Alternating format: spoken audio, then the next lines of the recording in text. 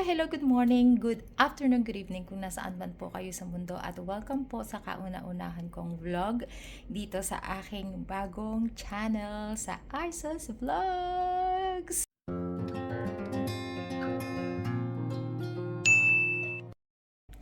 Okay, bago tayo magkwentuhan, ay magbe-breakfast muna ako. Magpe-prepare po muna ako ng quick breakfast. And naka-ready na ako for work, so nakabihis na ako.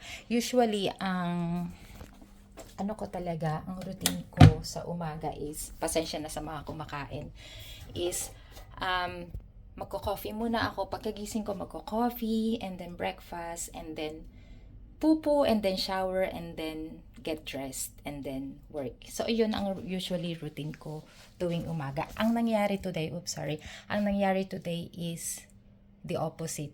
Kasi, pagkagising ko, naramdaman ko na kaagad na pupong-pupo na ako. So, ang nangyari, nauna yon and then nag-shower na ako, and then nagbihis. And then ngayon, magko-coffee and breakfast. Okay? Okay guys, ito ang tinatawag na microwave coffee. So ito po ay Nespresso machine. Yan po yung ginagamit namin sa ngayon. And meron po kaming bagong coffee machine na gagamitin namin very very soon. Ano ba yan? Ba't may dumi?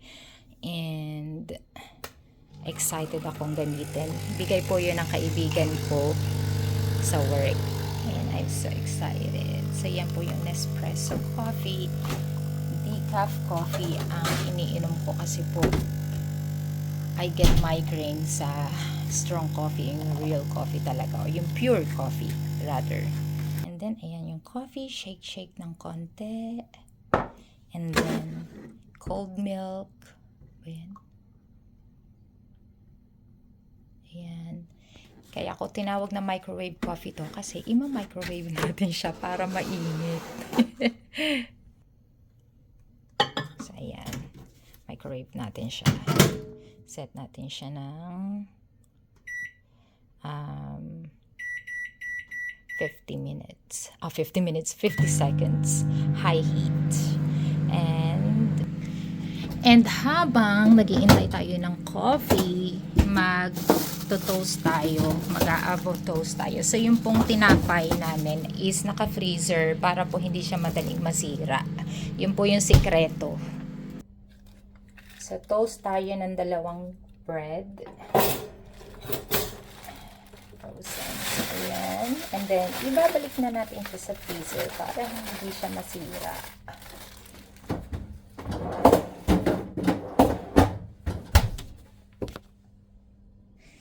And then, kuha tayo ng avocado. So, may open na. So, ito na yung gagamitin natin. Meron pa kami mga full na avocado doon. Anyhow, bakit ko nga ba naisipang mag-vlog ulit? Na-try ko na palang mag-vlog doon sa unang-una kong YouTube channel na hindi ko na ginagamit kasi hindi siya bumenta. Wow, sa tingin ko naman bibenta to. Hello. Anyway, so yun, naisip kong mag-vlog ulit kasi na-realize ko buhat nung mamatay yung tatay ko after he passed, na-realize ko na ang dami kong memories na na-missed kasi hindi ko nakita yung tatay ko nung bago siya mamatay ng 7 years. 7 years ko siyang hindi nakita. So sabi ko, ang hirap, although kahit nag-uusap kami madalas virtually sa Messenger, iba pa rin yung, alam mo yung nakikita nyo sila physically. And then naisip kong mag-vlog para kahit pa paano, kahit malayo ako sa pamilya ko, nakikita nila yung nangyayari sa buhay ko or updated sila sa nangyayari sa buhay ko. And then ganun din kasi araw-araw ko naman silang tinatawagan. So yun, and then memories na rin, parang nga yun nga, kahit magkakalayo kami, parang pakiramdam ko, nandyan pa rin ako malapit sa kanila. So yun yung reason ko, kaya gusto ko uling mag-vlog kahit mga walang kwentang bagay. And then at the same time, para na rin, malay nyo, may mapulutan kayong aral sa mga vlog ko kahit minsan walang kwenta. Yun. So ayan, ready na ang ating toast. Lalagyan na natin siya ng avocado. So eto na yung avocado. Lalagay lang natin siya sa top. Ito yung pinakang, ito yung go-to breakfast ko guys, yung mga pangmadalian. Yung kapag, yung tipong malilate na ako sa work. Kasi lagi akong nagmamadali. Lagi akong nalilate. Although ayoko talaga nang nalilate sa work. Pero, ano kasi ako guys, nagko-commute ako. Hindi ako nagda-drive dito sa Australia. Public transport lang ako. So, ayan, avocado. And then, lalagyan natin siya ng lemon. Squeeze lang natin siya ng lemon juice ng konti.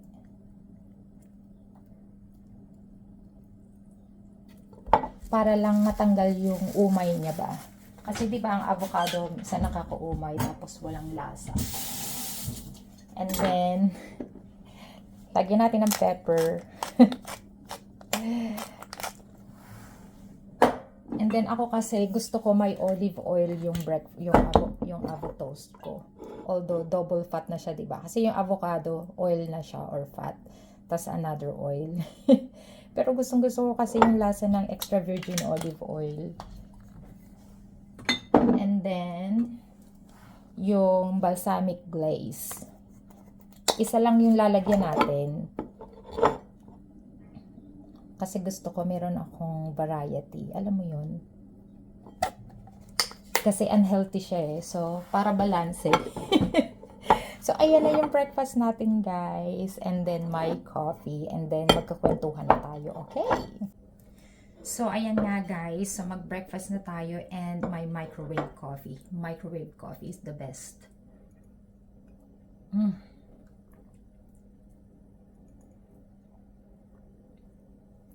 Alam nyo ba na ang coffee ay nakakatulong sa metabolism? Tama ba?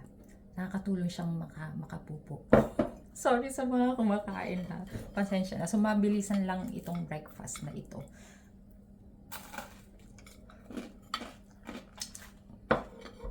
Diba sa atin sa Pilipinas, yung avocado ginagawang minatamis or matamis, mga avocado shake or milkshake. And then, sausaw sa asukal o kaya may gatas. Yun yung ginagawa namin nung bata pa ako sa probinsya namin. Anyway nga guys. Sorry. So, narinig nyo na yung reason ko kung bakit gusto ko nang mag-vlog. At saka, ikwento ko na rin, na sa mga susunod na vlog, madalas yung makikita is solo lang ako or ano. Kasama ko yung asawa ko dito sa bahay, pero may pagkapribado kasi yung asawa ko. Ayaw niya ng mga ganito, mga vlog. O, sasabihin naman ng iba, napaka-unsupportive naman ng asawa mo. May ganun talaga guys. Kailangan natin irespeto yung privacy ng ibang tao. And yun yung gusto ko sa asawa ko kasi hindi siya ganun ka, alam mo yun, parang gusto niya ipakita sa mundo kung ano yung buhay niya, nangyayari sa buhay niya. So ako naman ganun din. Ayoko naman yung buong ipaglantaran, yung talagang buong story ng buong buhay ko or anything like that. Which is, sa vlogging parang imposible, no? Kasi pinapublic mo na yung buhay mo. So anyway, so wala na akong choice, na umpisahan ko na eh. Pero, syempre, magtitira pa rin ako ng pribadong buhay para sa amin ng asawa ko, hindi ba? So, respeto na lang natin yung kagustuhan ng asawa ko. So, sa mga nagtatanong paano ako, sa mga nagtatanong, wala naman nagtatanong, Aiza, dahil umpisa pa lang ito ng vlog mo. Hello! May mga supporters ka na ba? Ibig kong sabihin, gusto ko lang pong ikwento sa inyo kung paano ako napadpad ng Australia. So, napadpad po ako ng Australia dahil sa asawa ko. Kapag asawa ako ng Australiano, malaki po yung age gap namin. Ayan na naman, may mga darating na naman mga bashers o mga ano. Sana po walang bashers or anything ha, pero syempre, di ko kayo masisisi sa mga opinion ninyo, pero ganun talaga sa atin sa Pinas, no? Kasi ang mindset nating mga Pilipino, karamihan, isipin, nag-asawa kayo ng ibang lahi, lalo na ng mga nakakatanda sa inyo, mas matanda sa inyo kasi dahil sa pera or dahil sa kung ano man yung kagustuhan yung marating sa buhay. Sabihin na natin na meron po talagang mga taong ganyan, ano. Pero ako po kasi ay hindi ako judgmental na tao kasi ako yung tao na wala akong pakialam sa buhay ng ibang tao. Buhay nila yan, buhay nila yan. As long as wala silang tinatapakang tao o wala silang nasasaktan o wala silang hindi nila naaabala ang buhay ko, bakit ko pakikialaman ang buhay nila? So, ganun po ako. Ganun yung mindset ko. So, sana ganun din tayo. Alam mo yung parang hayaan na natin sila. Kung may mga tao mang naloloko ng ibang tao, ipagdasal na lang po natin sila. Ano? So, ayun. So, nagkakilala po kami ng asawa ko sa Singapore nung nagtatrabaho pa ako doon. 11 years ako sa Singapore. So, nagtrabaho ako sa members club. And then, yung asawa ko, pabisi-bisita ng Singapore kasi po mahilig siyang mag-travel that time. So, bumibisita siya doon sa restaurant na pinagtatrabaho ko doon sa members club. Kasi member siya ng isang club dito sa Australia. So, yung mga facilities doon sa club na yun sa Singapore, pwede niyang gamitin. Katulad ng restaurant or yung room, yung swimming pool. So, basically, pwede siyang magstay doon and yun, welcome siya doon. Doon kami nagkakilala and then pinakilala niya sa akin sarili niya. And then, 5 years po niya akong kinulit at niligawan. Parang ganun. 5 years. Kasi syempre, ang laki ng age gap namin noon. And at that time, ilang taon pa lang ako? 20 plus. 20 plus, 30 plus. Anyway, basta malaki yung gap namin. So, syempre, at that time, ang isip ko, takot ako. Unang-una, takot akong ma-judge ng tao. Yun talaga yung unang-una kong kinatakutan. Sabi ko, ayoko ma-judge ng tao na, ano ba yan, ang tanda-tanda ng partner mo or ng boyfriend mo o ng asawa mo or whatever. Yun yung unang-una. Pangalawa, matatanggap ba siya ng pamilya ko? Pangatlo, kaya ko ba siyang iharap sa publiko? Kasi ngayon nga, takot ako sa judgment. Pero after 5 years, na-realize ko na, you know what? Bakit ko pakikialaman ang sasabihin ng ibang tao? So, ayun, dumating sa point na naging kami na. After 5 years, and then yon sa Singapore, nag-apply ako ng visa. So, offshore ako nag-apply ng visa para makapunta ako dito sa Australia. Ako talaga yung gumawa lahat. Ako yung nag-asikaso lahat ng papers. Hindi ako nag-hire or hindi ako nagbayad ng agent kasi sobrang mahal. Grabe. Sabi ko, kaya ko to. Gagawin ko to. Ako na lang yung magsasabi ng mga requirements and papers. And then, nagawa ko naman. And then, after 6 or 7 months ng application, I beg your pardon. Tama ba? Or basta less than a year na-approve yung visa ko. Ang tawag dun sa visa na yon is yung partner's visa. 301 yata yun. Basta yun yung tawag dun. So, it's a temporary visa. Pwede kang magstay dito sa Australia indefinitely. Tama ba? Pero temporary siya.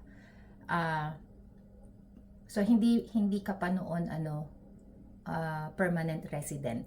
So, temporary resident ka pa lang. Parang yung tawag. Alam ko, nakakalito. So, anyway, so, nakarating ako dito ng May 2018 ako dumating dito sa Australia. Bagal ko, malilate na ako.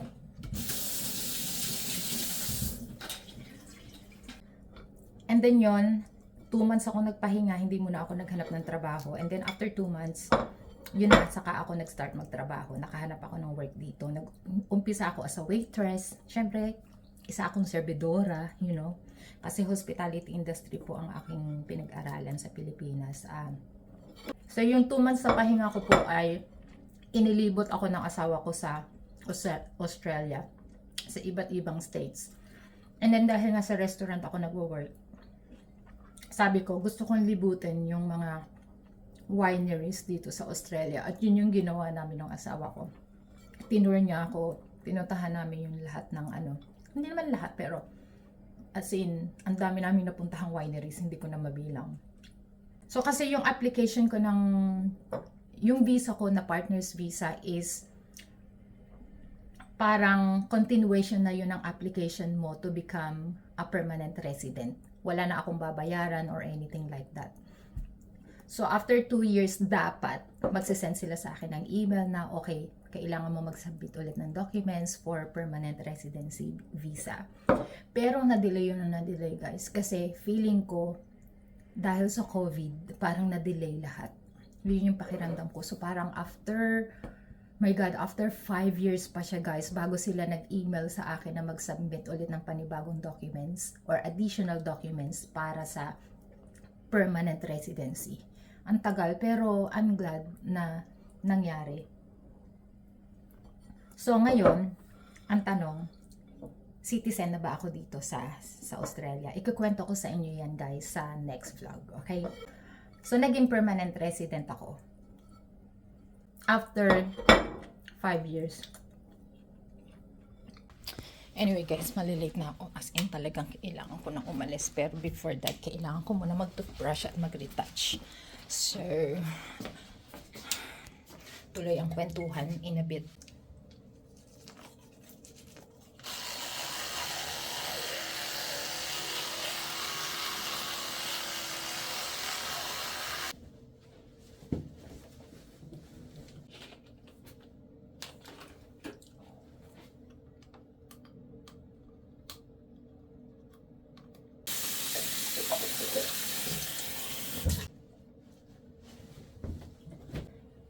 Okay guys, alam niyo ba na ako ay hindi ma-makeup ngayon. So moisturizer and sunscreen is okay na sa akin. Lalo na kapag winter, kailangan moisturize yung mukha mo kasi sobrang nakaka-dry ng skin pag winter.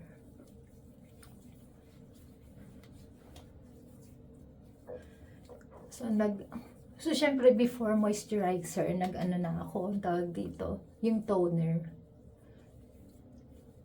Basta gusto ko laging moisturize yung mukha ko kasi naiirita ako, yung parang pakiramdam ko, iritado ako kapag yung dry yung skin ko. Ewan ko kung ganun din kayo, pero ako ganun talaga. Okay. Ay, nasan yung sunscreen ko? So, ito na lang, 15 SPF. Okay na to. Tapos, hindi na rin ako ngayon, guys, nagpa-powder talaga. Ewan ko ba? Kasi, ang tawag dito, kasi dito sa Australia, guys, or malamang, hindi lang naman sa Australia, or lahat naman tayo ginagawa yun, or karamihan sa atin, yung nagbebeso-beso, pag binabati niyo yung mga kaibigan niyo, mga katrabaho niyo, ganun kami palagi araw-araw sa work. Lagi kami nagbabatian, beso-beso, hello, hi, ganyan. Ayoko nang dumidikit yung makeup ko or yung pulbos ko sa damit nila minsan. Kasi di ba nangyayari yun, yung biglang matatouch ng mukha mo yung damit nila, yung parte ng damit nila dito. Lalo na pag puti or light yung suot nila, ay nako. Kaya ayoko. Maglalagay tayo ng tungkil guys. So gusto ko talaga may tungkil yung mata ko. Kasi parang patay na patay yung itsura ko. Parang ang lungkot ng itsura ko. That's what I meant. Parang ang lungkot ng itsura ko kapag wala akong kuntil. Yung simple lang naman guys. Talagang para lang mabuhay yung mata. Kasi for me, mata is everything. It speaks, you know? Parang ganyan. Masaya na ako ng ganyan. Tsaka lip gloss, lipstick, yun. Okay na. O ito, pawpaw. Ganyan lang ang mga gamit ko guys. Pawpaw. And then lipstick, ganito lang.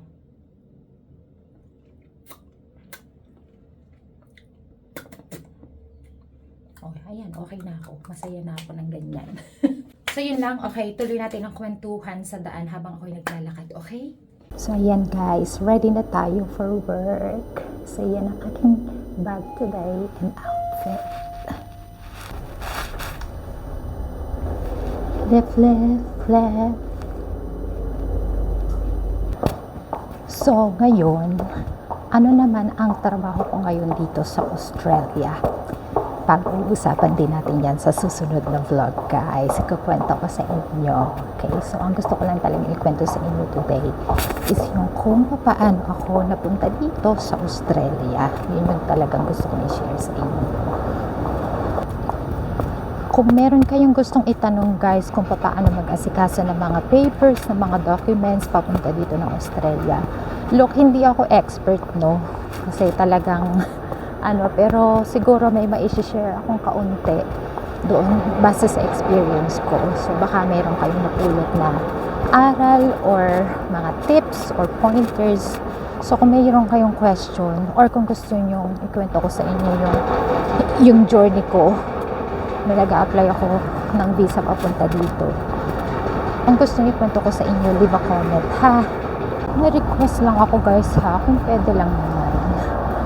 Sana no hate comments tayo dito, ha, kasi gusto ko lang naman talaga is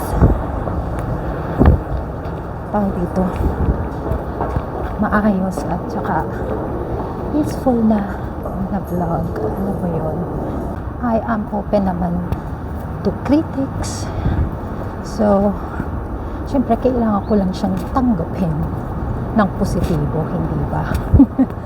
Tayo naman ay welcome sa mga ganyan, guys. Ako ay very understanding.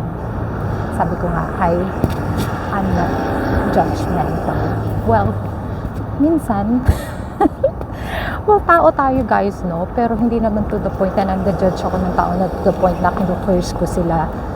Sana naman wag tayong ganun, no? Kaya nga minsan hindi ko maintindihan bakit may mga nega talagang tao na bakit hindi na tayo maging masaya para sa ibang tao.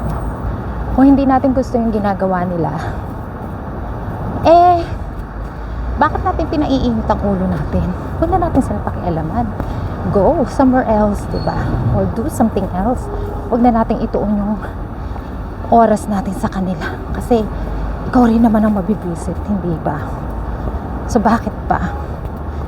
Maging masaya na lang tayo, ipagdasal na lang natin ang mga tao, hindi ba? At least maganda rin ang balik sa atin. Sana ganun tayo. So tatawid tayo ng tulay, guys. Itong tulay na ito ay bago dito sa Brisbane. Kaka-open lang niya few months ago. Itong tulay na ito. So talagang naglalakad ako araw-araw. Tinatawid ko lang to kasi naging buhat nung inopen itong tulay na to, naging shortcut na to para sa akin. Mabilis na, mas mabilis na para sa akin makapunta ng work. And then pagdating ko ng city, magbabus na lang ako. Ang bus will take me about 5 minutes lang from there to work. Kaya ang bilis. So iyan ang Brisbane. Welcome to Brisbane, Australia. Yan, guys. So, iyan ang aking paligid-ligid dito. Ganda, diba? Yung lang, bakit may pupo sa ground? Kasi ang dami dito, guys. Siyempre, usong-uso yung mga aso. Yung mga nagwo-walking with the dogs. Ang dami yan, may pupo. Ayan. Yan, ang aking outfit and shoes. Yan, guys, so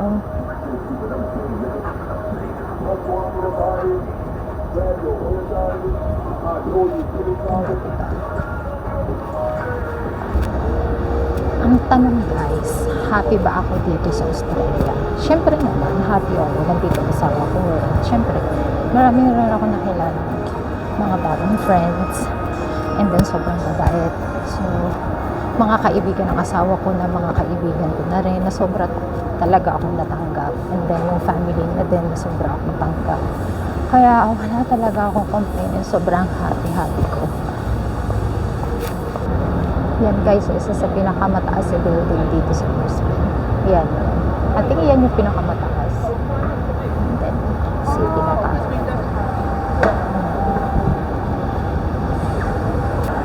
Tapos yan guys, so, isa sa pinaka-oldest hotels in Brisbane, and then another one right there. Pero mga pubs na yung mga yan. Pero hindi ko alam kung hotel pa rin yung mga hotels yun. Parang ginawa na yata nilang apartment, yung parang mga pinauupahan. And then yung sa baba, yung pubs. Yung pubs is yung bar. Yung so, ang tanong, bakit hindi ako nagdadrive? Bakit ako naglalakad at nagko-commute or public transport? Kasi unang-una, wala akong sasakyan. Wala akong pambili ng sasakyan kasi sobrang mahal. Pangalawa, takot akong mag-drive, as in talagang takot. Mabilis akong ma-intimidate. Kapag mayroong nag-press ng horn sa likod ko o sa tabi ko, naku, matataranta na ako. Hindi ko talaga kaya. Malakas ang loob kong tumawid-tawid, pero mag-drive, wag ako. Pero maybe one day, kailangan ko talagang matuto in case of, for emergency purposes. O, baka naman yung magtanong, bakit hindi ako inihahatid ng asawa ko? Unang-una, nauuna siya sa work. So, kailangan niyang i-drive ang sarili niya sa work kasi 5 a.m. pa lang kailangan na niyang umalis. So, hindi niya ako maiihatid talaga. So, yun yung story. Kaya, hindi niya ako maiihatid. Minsan sinusundo niya ako or minsan hinahatid niya ako pag yung talagang na-cancel yung mga pasyente nila sa ospital. Yun, pag wala siyang work talaga. So, ito yung shopping center dito sa Brisbane. David Jones. Kita niyo ko, Chanel, and Queen's Plaza. Nandiyan ang mga luxury shopping, Burberry, Dior. Marami pa din sa loob guys. Yan, sarado pa sila kasi maaga pa, pa lang. 8:30 a.m. pa lang. Yata sila magbubukas 10 a.m. So, ayan. Ayan pa mga diba. So, ayan. And towards right there, Uniqlo. H&M, Uniqlo. So, quiet pa. Pagdating ng hapon, talagang punong-puno lagi dito, guys. Daming tao. So, ayun. So, siguro let's wrap up here na muna, guys.